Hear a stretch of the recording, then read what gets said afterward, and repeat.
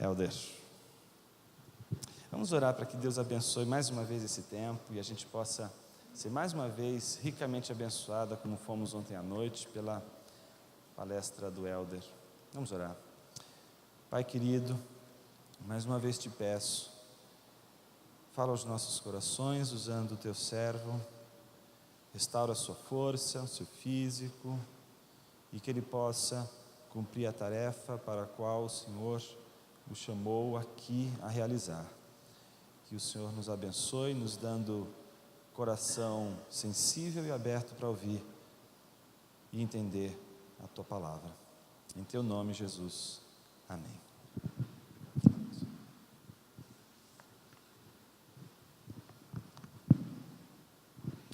Boa tarde, queridos.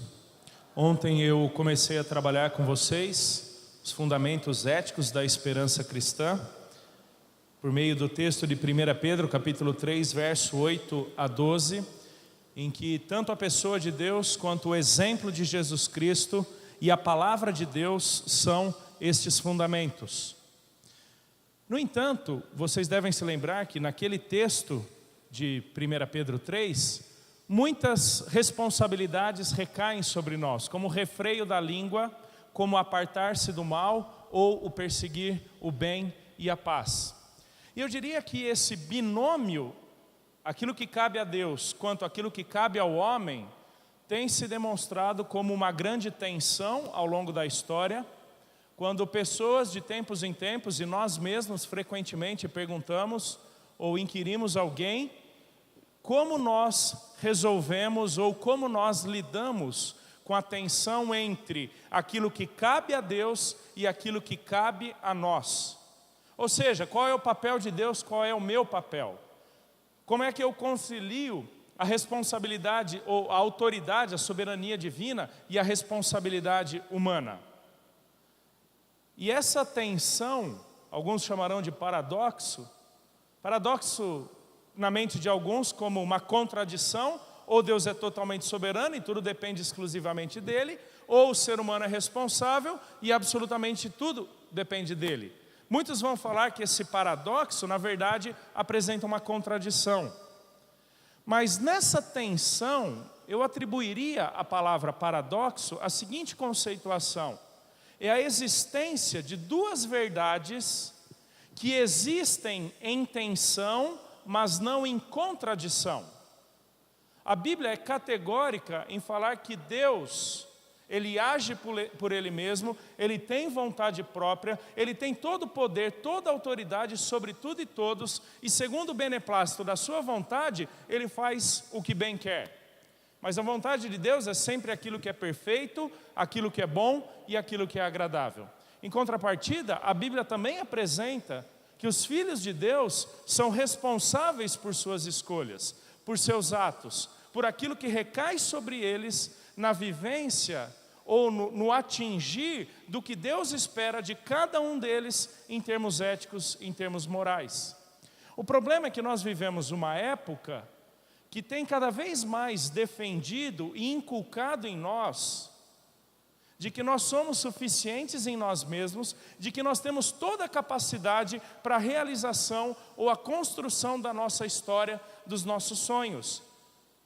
Infelizmente, isso acaba impregnando até a mentalidade evangélica, quando pessoas acham que são suficientes nelas mesmas para lidarem com seus próprios problemas, de que a sua espiritualidade é, na verdade, resultado de um checklist de ações espirituais em que, uma vez cumprindo aqueles tópicos, será uma pessoa espiritual. De que para ser um bom marido, uma boa esposa, um bom pai, mãe ou profissional, seja o que for, na verdade depende só de mim.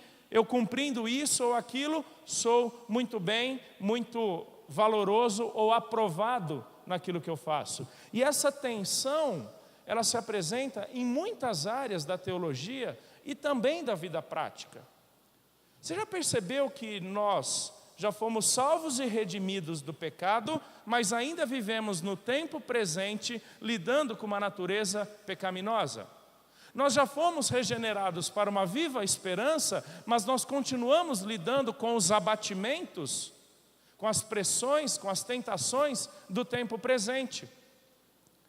Nós já pertencemos a Deus, mas ainda estamos sujeitos aos dissabores do mundo.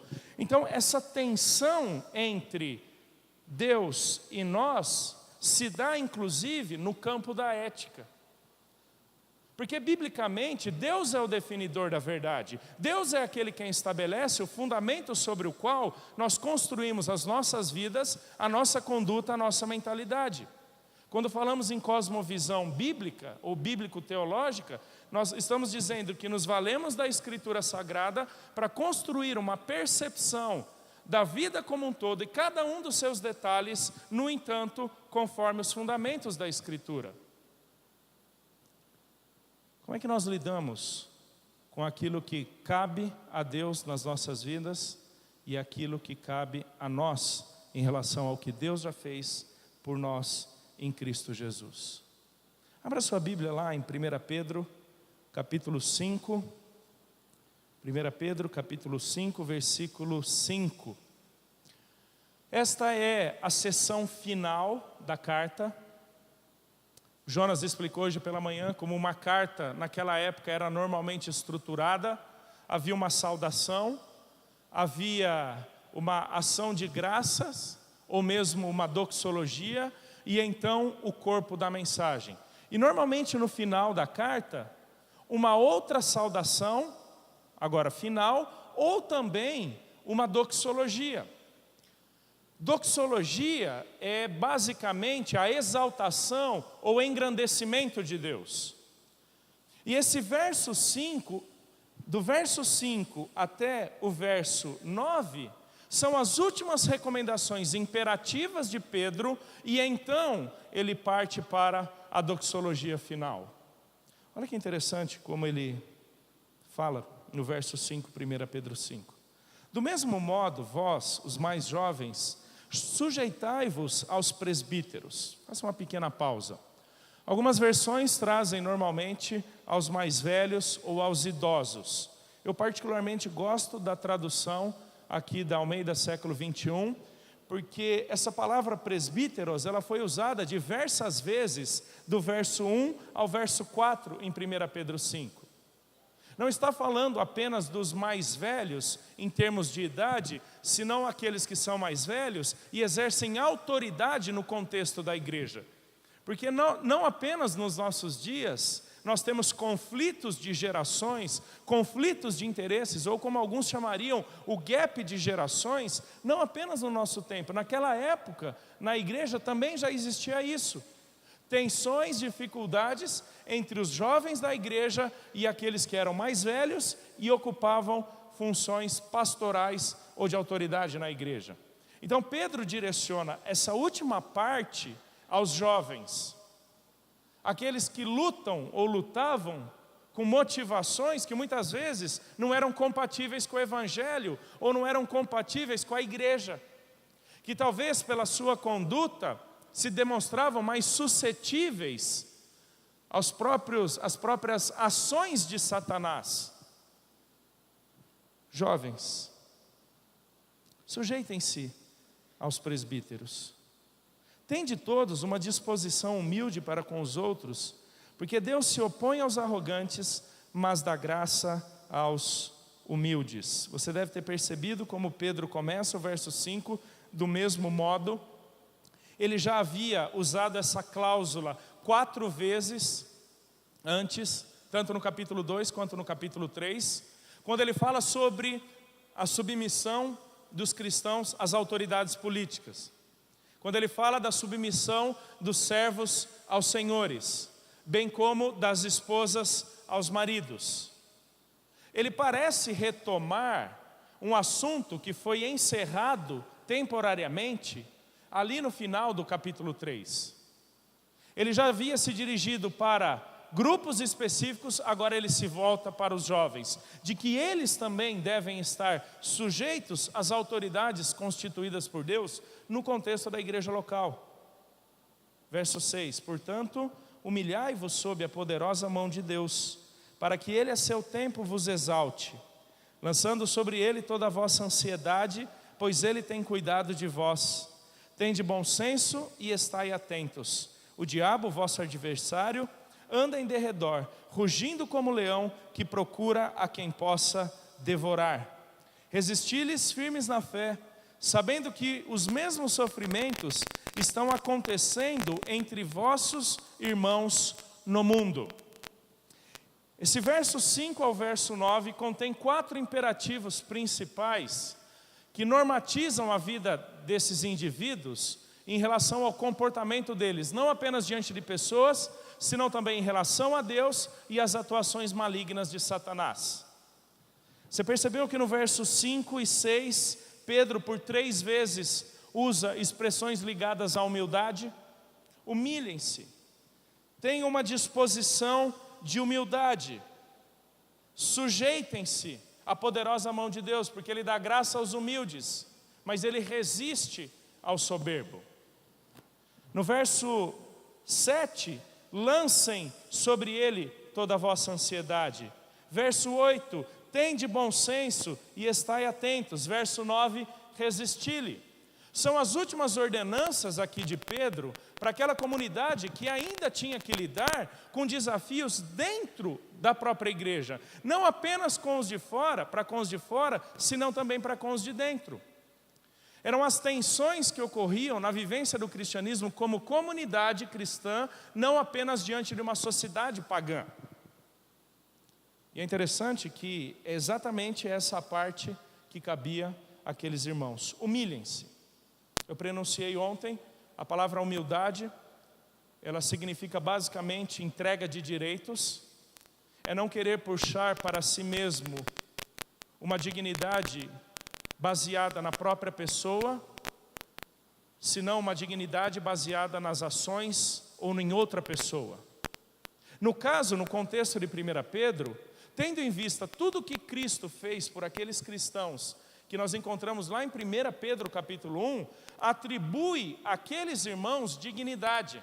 Ou seja, não pensam que vocês são alguém por realizações próprias. Não pensem que vocês têm primazia ou vocês têm autoridade na igreja por qualquer coisa que vocês pessoalmente possam fazer na igreja. Porque na verdade o desafio de vocês é se submeterem, é se humilharem.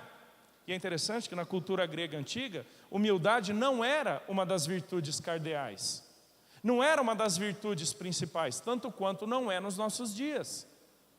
Um desses gurus da administração, recentemente, numa reportagem na Rede Globo, disse o seguinte: se você ocupa algum cargo de autoridade na sua empresa, você tem uma função primária na empresa, e você está andando e você encontra alguma sujeira, um pedaço de papel ou um copo no chão. E você está diante de outros funcionários, num escalão inferior ao seu. Não se abaixem para pegar aquilo, para não demonstrar fraqueza diante de pessoas. Para que os outros funcionários não confundam a sua posição de autoridade na empresa. O que Pedro está falando é exatamente o oposto. De que na verdade a nossa dignidade está em servir aos outros, nos sujeitarmos aos outros e não a nós mesmos. De novo, esse foi o exemplo de Cristo se submetendo à vontade do Pai para cumprir uma obra a favor de pessoas. Então a humildade leva eu a me envolver com gente, viver com gente, dispondo da minha vida, dos meus recursos, do meu tempo, daquilo que eu possuo, as pessoas que Deus tem colocado ao meu lado no contexto da comunidade. É interessante que em tantas outras cartas do Novo Testamento, e Filipenses é uma delas, essa falta de disposição de pessoas em se sujeitarem a outras, assumindo a humildade, foi a causa de tensão prestes a rachar uma igreja. Humildade é de mim para vocês, de vocês para mim. É quando eu não procuro os meus próprios interesses. É quando eu não tenho aquilo que é meu na mais alta conta em detrimento dos outros. Humilhem-se. Por quê? Porque Deus exalta os humildes no devido tempo. Em contrapartida, Deus abate o soberbo. Deus rejeita o soberbo. Na verdade, o termo que Pedro usa, Deus se opõe aos arrogantes, é uma palavra bastante belicosa, é de uma oposição, de inimizade, como se Deus tivesse uma cruzada contra aqueles indivíduos que são arrogantes, porque a arrogância demonstra autossuficiência, a arrogância demonstra uma visão ensimesmada da vida, daquilo que cabe a cada um de nós. O desafio de Pedro é: não se apartem daquilo que Deus faz em vocês e através de vocês, porque ele rejeita aquele que acha que todas as coisas dependem apenas de si mesmos. Eu sou professor de algumas matérias teológicas e alguns livros bíblicos há muitos e muitos anos. E essas matérias, elas se repetem de ano em ano. Algumas eu já lecionei por 15 vezes, há 15 anos envolvido com educação teológica. E o meu desafio, a cada início de ano ou de semestre, embora tendo já lecionado isso diversas vezes, não me calcar, não me basear no meu próprio conhecimento ou no domínio que eu tenho de determinada matéria ou doutrina, mas continuar dependendo de Deus, porque a minha autossuficiência é oposta à ação que Deus quer realizar em mim e através de mim. É por isso que Pedro diz: jovens, humilhem-se, sujeitem-se, tenham em vocês uma disposição de humildade. Olha que interessante o verso 5, tende todos uma disposição humilde. A ideia é cingir-se com humildade. Na cultura grega antiga, na romana também, normalmente os servos, quando por exemplo iam lavar os pés dos convidados de uma casa, eles colocavam uma toalha aqui na sua cintura, eles cingiam-se com uma toalha para poderem executar o seu trabalho. A ideia de cingir ou de ter uma disposição é que a sua vida seja caracterizada por isso, de tal forma que as pessoas te vejam assim, não porque você apenas faz isso. Não são apenas atitudes de humildade, é um caráter moldado pela humildade. E essa é a nossa responsabilidade, queridos. Tendo em vista o que Deus fez por nós em Cristo, o que Deus espera de nós é humildade, submissão. Olha a continuação do verso, agora o verso 7. Lancem sobre ele toda a vossa ansiedade ou preocupação, porque ele tem cuidado de vocês. Esta é na verdade uma citação do Salmo 55, verso 22, se você estiver com a sua Bíblia. Salmo 55, verso 22, diz assim: entrega tuas ansiedades ao Senhor e Ele te dará sustentação, nunca permitirá que o justo seja abalado. Salmo 55, 22. Novamente, Pedro cita o Antigo Testamento por encontrar paralelos entre aqueles irmãos e o salmista do passado. No Salmo 55, o salmista, ele se vê pressionado por diversas pessoas, diversas situações que o oprimem, que o perseguem, e isso produz angústia. É um salmista que se sente menosprezado, que se sente marginalizado, porque tudo e todos se colocam contra ele. E de alguma forma, aquelas angústias começam a abater o salmista, se sentindo desprezado, se sentindo eventualmente escanteado pelo próprio Deus. Mas quando ele volta à sanidade e faz a sua oração, ele se lembra do Deus a quem ele serve, da autoridade, o poder que este Deus tem, e ele entende que a tarefa dele é lançar diante do Senhor, é literalmente jogar para Deus, não retendo nenhuma ponta ou nenhum pedaço da angústia, porque Deus cuida dos justos. Naquele contexto de 1 Pedro, você deve se lembrar que é uma carta que retrata com bastante detalhes as perseguições ou tensões pelas quais os cristãos passavam. Eventualmente, alguns deles se sentindo desprezados pelo próprio Deus, porque na mente de alguns talvez fosse incompatível. Eu sou salvo, redimido por Cristo, e agora eu arco com a minha vida a decisão que eu tomei por Jesus. Ele não é o Deus Todo-Poderoso, Ele não é o Senhor soberano que desde a eternidade passada age sobre tudo e todos. Como pode então, Como posso eu então padecer e sofrer? Talvez alguns estivessem se sentindo assim. E Pedro, citando o Salmo, diz: lancem sobre ele toda a vossa ansiedade. Sobre ele, porque ele é o único capaz de lidar com.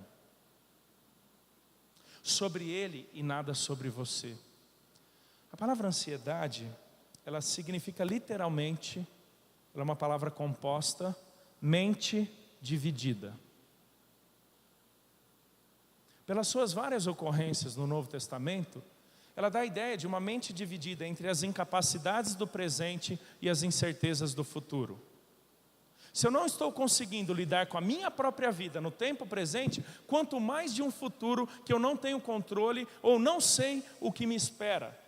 Ou seja, lance suas preocupações sobre eles, porque você certamente não consegue lidar com a sua própria vida nesse momento. Sem dúvidas, Pedro estava presente ali no Sermão do Monte, quando Jesus ensina sobre a ansiedade e fala que nenhuma pessoa, por mais ansiosa ou por mais dividida que estivesse em sua mente, não existia nenhuma pessoa que, lidando com as incapacidades presentes e incertezas futuras, poderia acrescentar sequer 1 hora a mais ou 1 metro a mais ao curso da sua vida. Porque na verdade a ansiedade, ela petrifica, ela angustia, ela humilha, porque nós achamos que as coisas dependem das nossas realizações. E Pedro está dizendo: não, o papel de vocês é descansarem em Deus. O papel de vocês, o que vocês devem fazer é lançarem, literalmente jogarem para Deus, porque Ele cuida dos seus justos, Ele pastoreia. É interessante que no contexto aqui, o supremo pastor é Jesus. E a figura do pastor, de alguma forma, está presente nessa porção, porque o pastor, ele alimenta, o pastor, ele cuida. O pastor, se necessário, dá a vida, a própria vida, a favor da saúde, da proteção das suas ovelhas. Ele entende de cuidado. Nenhum de nós, queridos, por mais ansiosos ou preocupados que estejamos, somos capazes de resolver um único problema nas nossas próprias forças. Isso é um problema para nós, porque nós temos aprendido que nós damos conta da nossa própria vida. Nós temos aprendido que nós resolvemos as nossas tensões.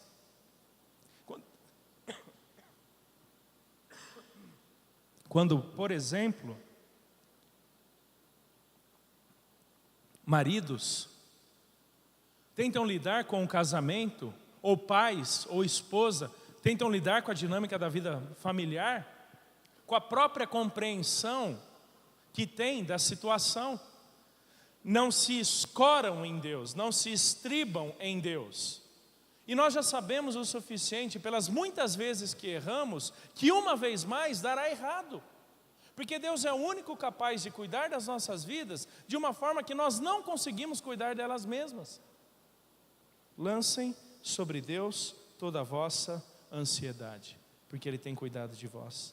Tende bom senso e estai atentos. Algumas outras versões trazem: sejam sóbrios e vigiem, alertas, atentos, percepção do que está acontecendo à sua volta. Aqueles olhos abertos que, embora padecendo necessidades ou desafios, conseguem discernir espiritualmente cada um dos movimentos à volta. E é por meio desse imperativo, ou desse duplo imperativo, que Pedro introduz a figura do diabo. Deixa eu fazer uma proposta aqui, seguindo o fluxo de escrita de Pedro. No texto escrito por Pedro, diz assim: tende bom senso e estai atentos. O vosso adversário, o diabo. No texto original de Pedro há uma inversão aqui dos termos. Porque ele quer enfatizar antes da figura do diabo, o que o diabo faz contra os filhos de Deus. Isso daqui é importante para nós, porque no mas do verso 10, nós perceberemos o que é que Deus faz por nós. Nós estamos lidando aqui com uma tensão de forças, ou uma tensão de poderes. E muito provavelmente aqueles cristãos estavam vendo até no diabo algumas das opressões que eles sofriam. Alguns comentaristas vão dizer que a figura do leão presente aqui no verso 8 já poderia ter sido usada por Pedro já para fazer menção a alguns dos leões que Nero usou ali no Coliseu ou em algumas outras arenas para devorarem cristãos. A proposta de Pedro, a ordem de Pedro é: estejam com olhos abertos, espiritualmente falando, para que vocês tenham discernimento do que está acontecendo à volta de vocês. Não é simplesmente aquela contemplação vaga, não, é uma percepção espiritual, para lidar com os desdobramentos daquilo na própria vida, bem como na comunidade. Tende bom senso e estai atentos. O diabo, vosso adversário, anda em derredor, rugindo como leão, que procura a quem possa devorar. Vem o quarto imperativo de Pedro: resisti-lhe firmes na fé. Resistir muito mais do ponto de vista defensivo do que propriamente de ataque. Vai vivendo a normalidade da sua vida, atento ao que está acontecendo, havendo uma investida de Satanás, que você resista. Mas Pedro dá a arma correta para como podemos ou devemos resistir Satanás. Resistir-lhe firmes na fé. Pedro usa diversas vezes a palavra fé na sua carta. A maioria esmagadora encontra-se no capítulo 1. No capítulo 1, ele usa com dois sentidos distintos. Primeiramente, fé em termos salvíficos. Na verdade, esses três significados da palavra fé ocorrem em todo o Novo Testamento. Fé em termos salvíficos. Nós somos salvos por meio da fé. É o depositar da confiança da minha vida na pessoa e na obra de Cristo. Os méritos da cruz, então, são transferidos a mim. Eu sou justificado por meio da fé. Eu coloco da minha própria vida em Cristo. A minha dignidade, o meu valor, o perdão dos meus pecados, a razão da minha existência, a regeneração para uma nova esperança encontram-se na cruz. E eu deposito na pessoa de Jesus, o crucificado, o ressurreto, a razão da minha vida. E então eu sou salvo. É o meio pelo qual nós expressamos a nossa dependência para com Deus. O segundo uso que Pedro faz da palavra fé, no capítulo 1, é fé como a dinâmica do nosso relacionamento de dependência e intimidade com Deus, que eu chamaria aqui de virtude, a virtude da fé. Eu não apenas creio em Deus, quanto eu dependo de Deus. As minhas orações, baseadas na fé, me fazem acreditar que aquele que disse é verdadeiro, ainda que eu não o veja. De que por mais preocupado que eu possa estar, orando, dependendo dele, Deus certamente agirá em favor dos seus filhos. Então a fé em termos virtuosos, a dinâmica do relacionamento com Deus, como o autor de Hebreus, capítulo 11, vai usar a palavra fé nesse sentido por diversas vezes. Mas a palavra fé aqui no verso 9 do capítulo 5, tem o sentido de conjunto de doutrinas, ou arcabouço das convicções teológicas. As doutrinas que sustentam o cristianismo. É aquilo em que cremos, que encontra o seu respaldo na Escritura Sagrada. São as verdades do Evangelho. Pedro está dizendo, queridos, que a maneira como nós somos teologicamente, doutrinariamente profundos, pode nos dar as condições necessárias para resistirmos Satanás. Infelizmente e historicamente, a labuta teológica acabou se tornando sinônimo de academicismo. Ou seja, teólogos estudam teologia. Pessoas que querem um ministério, entre aspas, de tempo integral, colocaria em tempo, entre aspas, porque em alguma medida muitos de nós, exercendo vários ministérios no contexto da igreja, estamos sendo atuantes no ministério do Senhor, embora não de tempo integral. Nem por isso essas pessoas deixam de ter a necessidade de uma formação teológica. Infelizmente, reclusou-se ao teólogo, ao pastor, o estudo mais profundo ou doutrinário da Escritura Sagrada. Quando Judas escreve a sua carta, ele fala que desejava escrever sobre a nossa comum salvação, mas se viu necessitado de escrever para aquela comunidade de que eles deveriam batalhar pela fé do Evangelho. A mesma ideia de Paulo em Filipenses capítulo 1, versículo 27, a batalha da fé. Nós fomos edificados sobre o fundamento dos apóstolos e profetas. Fé, irmãos, como conjunto de doutrinas. As verdades do Evangelho que sustentam a nossa vida. A gente tem falado muito, e ouve-se falar muito, sobre cosmovisão bíblico-teológica. É quando a palavra de Deus, a doutrina, permeia a nossa mente e nos leva a enxergar as coisas à nossa volta, julgando, rejeitando ou aceitando, não em função de conveniências ou vontade própria, mas porque passando pelo crivo da Escritura se sustentam. Vocês jovens universitários, que lidam com um ambiente relativo ou relativista, antropocêntrico, subjetivista, como é que você avalia aquilo que está sendo dito para você em sala de aula? Você simplesmente aceita porque é a teoria X do doutor Y? Ou você submete aquilo que você está escutando ao crivo da Escritura Sagrada? Isso é firmeza na fé, substância nas convicções teológicas. Há uma pesquisa nos Estados Unidos que diz que 53% dos jovens cristãos abandonam a fé no primeiro ano da universidade. Você sabe o que isso quer dizer? Que um pouquinho mais da metade dos jovens cristãos abandonarão o cristianismo no primeiro ano da universidade. Alguns líderes de jovens, pastores ou familiares, rogam a Deus para que passem ilesos, mas muitos deles nem acreditam que talvez isso possa acontecer. Sucumbem, porque não tem firmeza na fé. A leitura devocional ela é importante. Aquela leitura do coração, de livros devocionais. Mas irmãos, nós devemos transcender as leituras devocionais também para leituras mais densas e mais profundas, que nos exponham ao conjunto de doutrinas da palavra de Deus, a firmeza na fé que Pedro quer levar àqueles cristãos. Irmãos, eu diria que a nossa resistência às ações do diabo, que inclusive age no mundo e por meio do mundo, a nossa resistência depende da profundidade de nossas raízes doutrinárias. Você consegue suportar conforme a profundidade de sua raiz teológica. Quanto mais superficial ela for, menos você resistirá. Maior será a pressão ou a provação.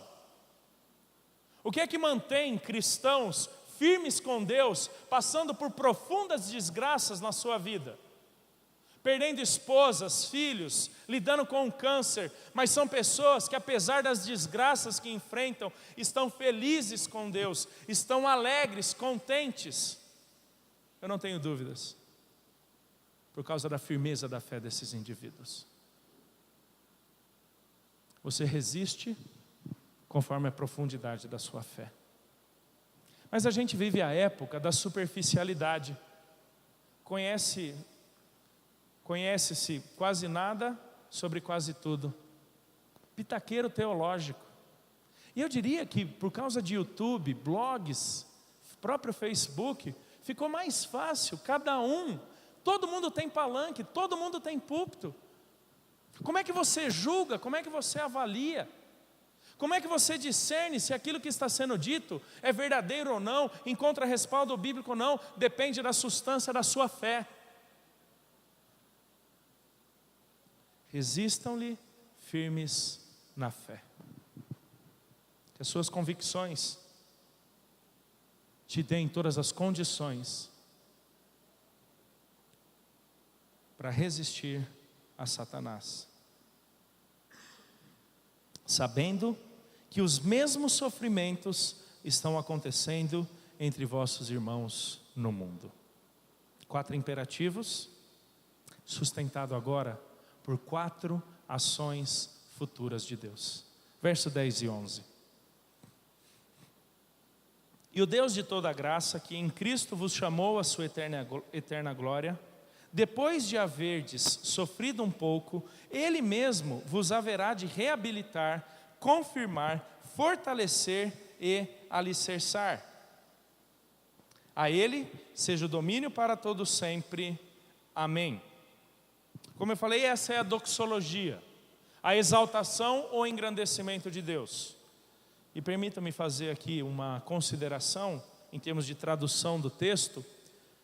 Eu entendo que a melhor tradução do início do verso 10 seja mas, porque esse é o termo que Pedro usa. O diabo está desse lado. As tendências humanas são estas, mas Deus. Vocês passam por isso. Talvez alguns estejam sucumbindo diante daquilo, mas Deus. Então é uma exaltação da pessoa de Deus, na medida em que Pedro fala da atuação desse Deus em nosso favor. Ou seja, Pedro glorifica a Deus pelo que Deus faz em nós.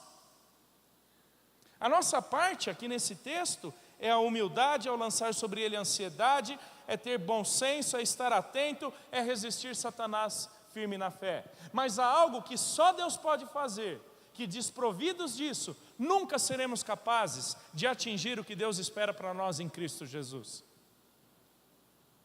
O Deus de toda graça, mas o Deus de toda graça, que em Cristo vos chamou à sua glória eterna. Essa expressão, vos chamou, já havia aparecido 3 outras vezes em 1 Pedro, capítulo 2, verso 9, capítulo 2, verso 21 e capítulo 3, verso 9. Porque retrata a realidade ou o vocacionamento de um indivíduo para algo ou alguém. Ou seja, vocês não estão na vida por vocês mesmos ou para vocês mesmos. Deus tem um direito de posse sobre vocês. Deus tem um direito inquestionável sobre vocês, porque Ele vos chamou para uma eterna glória em Cristo. Deus renovou a esperança, como nós vimos com Jonas hoje pela manhã. Deus fez por nós aquilo que nenhum de nós poderia fazer por si mesmo. Deus atribuiu a nós uma justiça que ninguém, no melhor dos seus atos, seria capaz de ser tido por justo.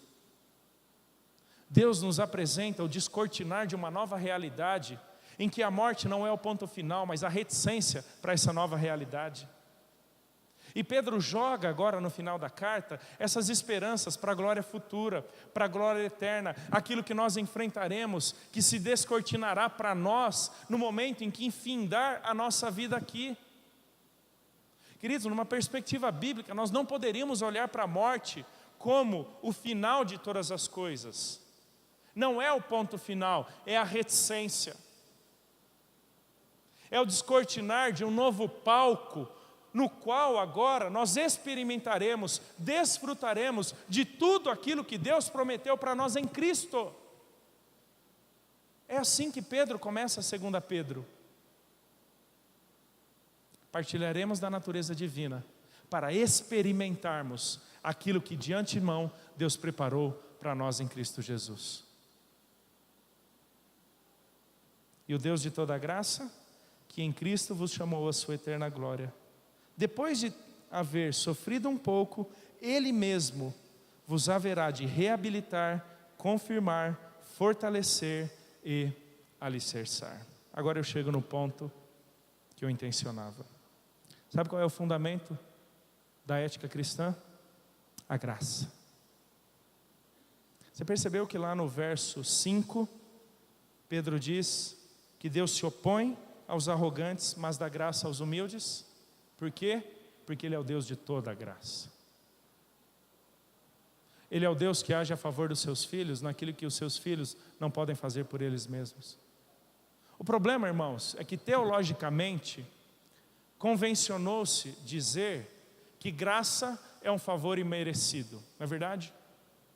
Talvez essa seja uma definição das mais pobres possíveis para a palavra graça na Bíblia.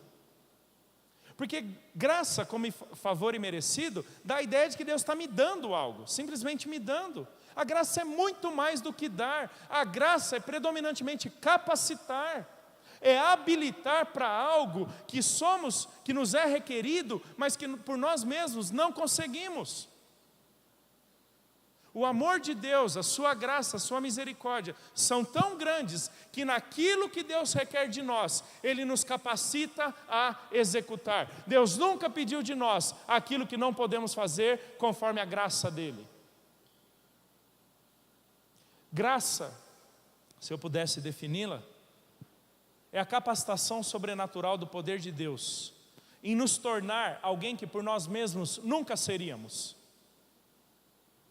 E nos capacitar a fazer algo que por nós mesmos nunca faríamos, bem como para termos aquilo que por nós mesmos nunca teríamos.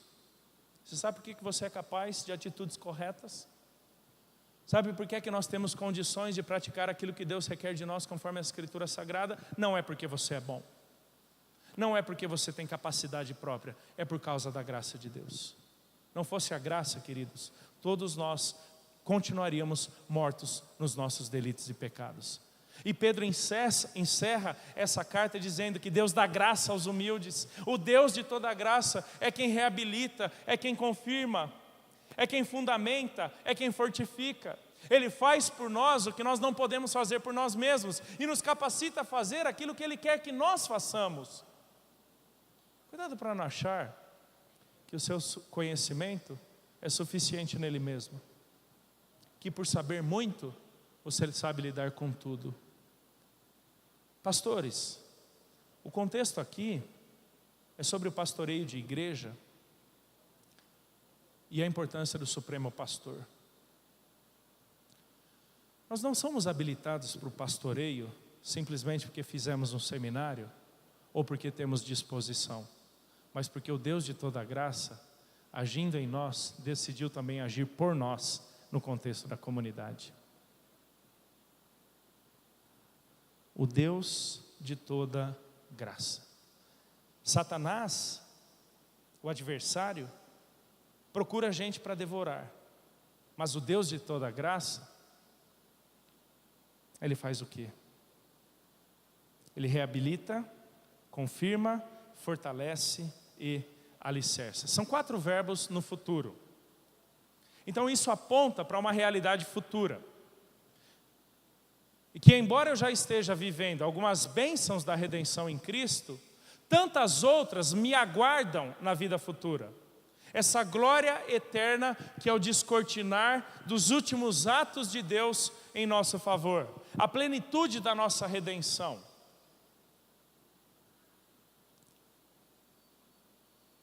Ele mesmo vos haverá de reabilitar. A expressão aqui, ela dá a ideia de tornar ou colocar algo na sua plena capacidade de funcionamento. Em alguns contextos, ela foi usada para consertar objetos quebrados. Aqui dá a ideia de levar ao grau último o projeto que Deus tem para nós, no caso, Cristo Jesus. Lembra no capítulo 2 que Pedro diz que Jesus é o exemplo, o modelo sobre o qual nós traçamos a nossa vida? Irmãos, o projeto de Deus para nós é a conformação da nossa imagem com a imagem de Cristo, porque quando formos feitos à semelhança dEle, quando nos parecermos com quem Ele é, então a obra de Deus estará completa nas nossas vidas. Seremos reabilitados. É o resgate da imagem de Cristo em nós, que foi manchada, foi embotada pelo pecado. Aquele homem criado à imagem e semelhança de Deus, em Gênesis 1, teve essa imagem maculada por causa do pecado. Quando formos reabilitados, aquela imagem será restaurada, mas a imagem do seu Filho. É por isso que não haverá choro, não haverá pecado, não haverá tristeza.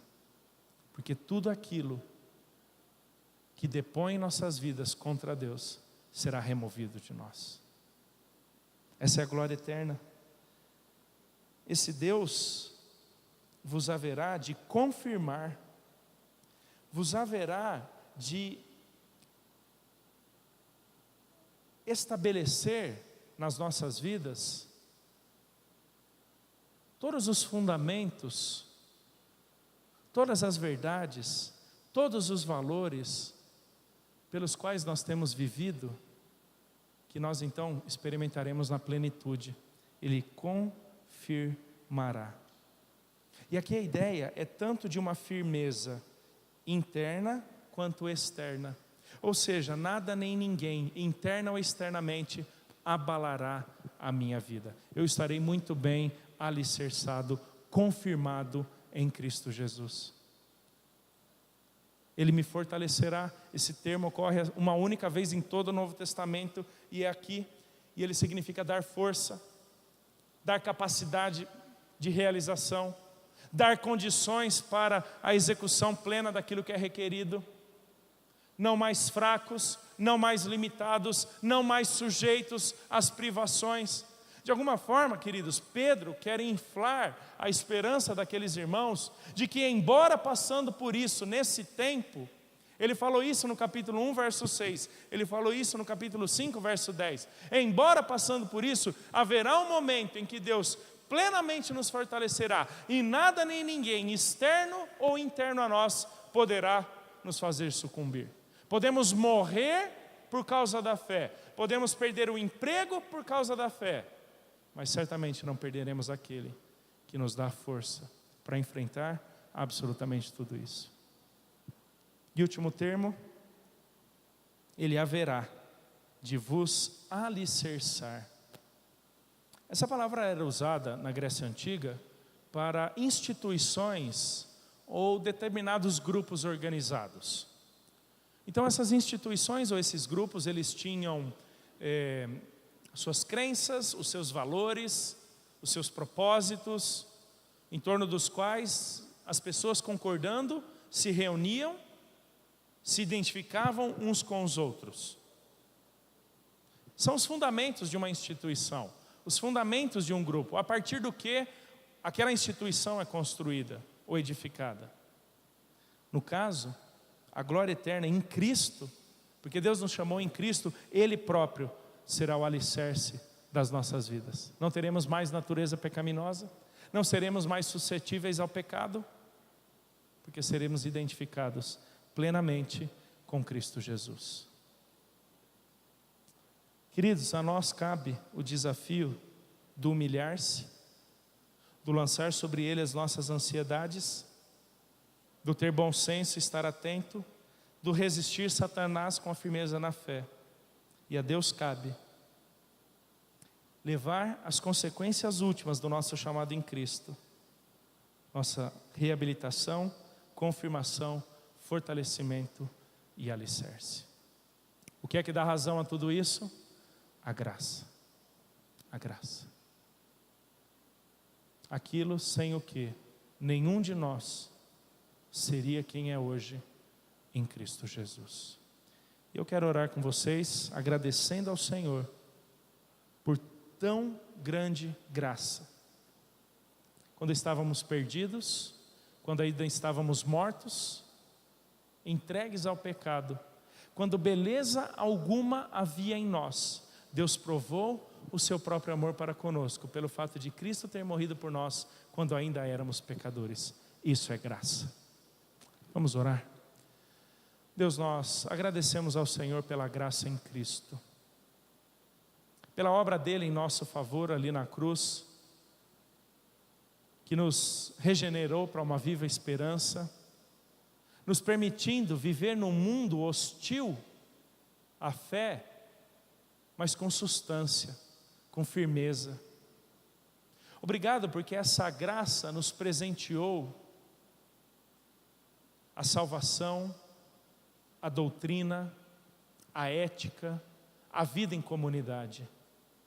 O nosso desejo, Pai, é que cada vez mais firmes na fé, possamos resistir os dias maus. Abençoe cada um desses irmãos queridos aqui, com suas lutas, suas tensões, suas dificuldades, para que não esmoreçam na fé, mas alicerçados, confirmados, fundamentados e reabilitados em Cristo, suportem tudo aquilo que o Senhor tem para cada um deles. Pois em nome de Cristo Jesus, o Senhor da glória, que nós oramos.